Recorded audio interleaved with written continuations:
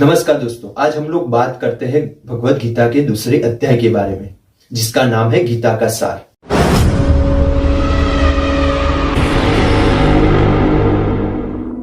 अध्याय 2 गीता का सार।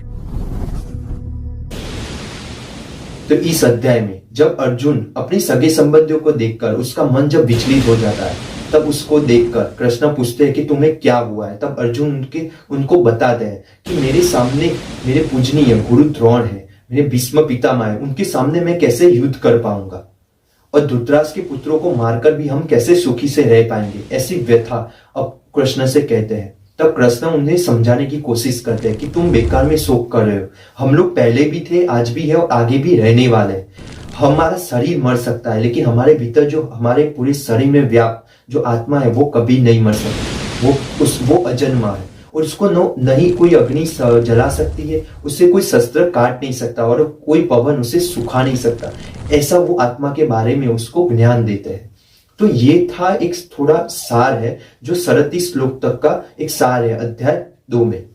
तो इसके बाद इसके ऊपर से आपको क्या विचार करना चाहिए कि आप एक बात का ध्यान रखना, इसको ध्यान से समझना अध्याय 2 को, कि कृष्ण अर्जुन को ध्यान से उस तरह से गाइड करते हैं कि वो कुछ भी करके युद्ध करने के लिए तैयार हो जाए।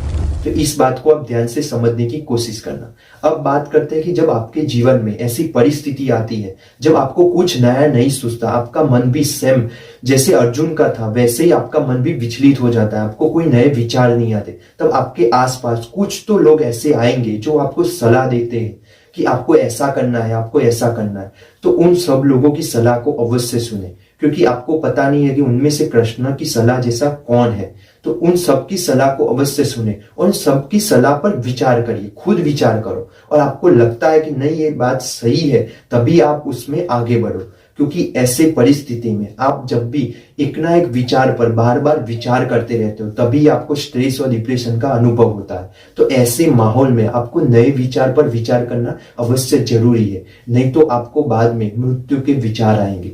तो इस बात को आप ध्यान से समझना, और आपके जीवन में जब भी ऐसी परिस्थिति आती है, तब उस परिस्थिति में ध्यान पूर्वक उसका अमल करना और लोगों की सलाह को ध्यान से सुनना और उसके ऊपर भी विचार करना, तो आपको अवश्य उसका लाभ होगा। तो ये थे अध्याय 2 पर मेरे विचार। आप भी अपने विचार कमेंट बॉक्स में कमेंट करिए और लोगों तक अपने विचार शेयर करिए, और आइए हम सब लोग भगवत गीता को लोगों तक पहुंचाने की कोशिश करते हैं।